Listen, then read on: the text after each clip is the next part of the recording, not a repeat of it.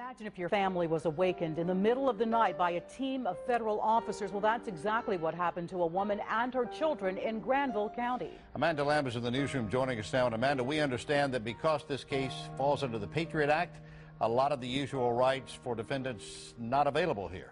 That's right, David. The Patriot Act was created after 9/11. It allows federal agents to investigate suspected cases of terrorism swiftly in order to better protect our country. But one Granville County mother says it gives the federal government too much leeway.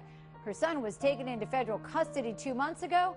She can't get him out, and she can't get any answers. I think you want to use every tool that you can possibly use to gather the intelligence. The Patriot Act has clearly been a key part of that, and I think looking at it carefully and extending it and building an honest understanding that all of us will be in danger. 16-year-old Ashton Lundeby's bedroom is nothing if not patriotic. American flags everywhere. But according to the United States government, this 10th grader, who has never been in trouble with the law before, is now a suspected terrorist. So, Speaker, just to clarify, you wouldn't change the Patriot Act?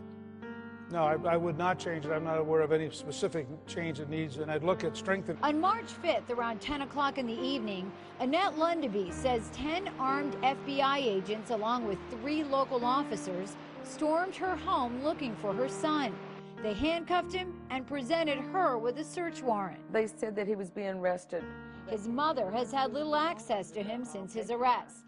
She says the Patriot Act stripped her son of his right to due process. And we have no rights under the Patriot Act to even defend them, because the Patriot Act supersedes, basically, is superseding the Constitution. Tell us why. I think the Patriot Act is unpatriotic because it undermines our liberty. There's nothing a matter of public record. All those normal rights are just suspended in the air. Dan Boyce is a former U.S. attorney. Why I really fear it is we have drifted into a condition that we were warned against, because our early founders were very clear. They said, don't be willing to sacrifice liberty for security. Today, it seems too easy that our government and our Congresses are so willing to give up our liberties for our security. I have a personal belief that you never have to give up liberty for security. You can still provide security without sacrificing our Bill of Rights.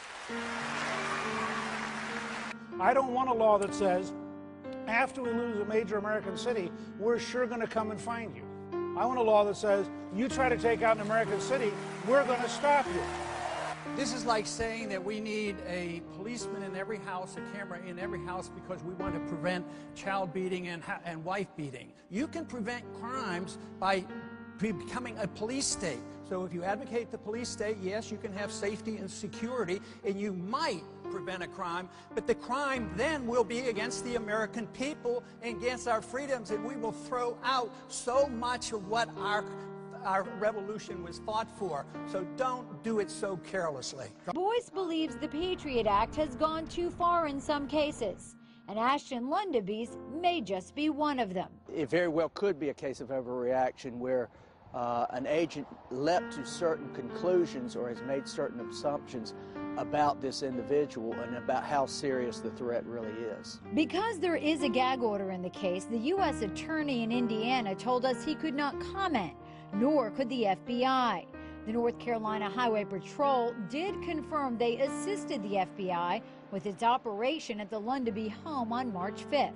Never in my worst nightmare did I ever think that it would be my own government that I would have to protect my children from. This is the United States, and I feel like I live in a third world country now. Know that they can come and take anyone in your family away, even your children, and they don't have to be guilty. Lundeby says her son is scheduled to have a hearing at the end of May, but she is not hopeful it will happen because the date has already been moved multiple times, and we will continue to follow this story. David? Amanda Lamb, thank you.